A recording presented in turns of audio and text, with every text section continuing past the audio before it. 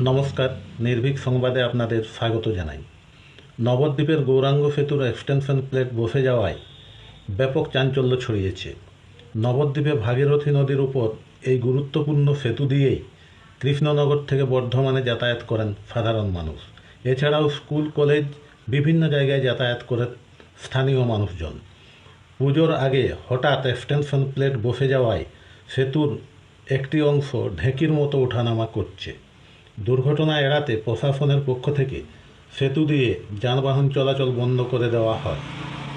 পূর্ত বিভাগ সেতুটি ঠিক করতে কাজ শুরু করেছে।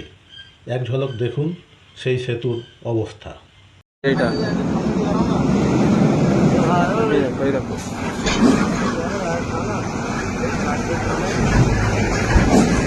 বাবা রে, এইটা এই দেখো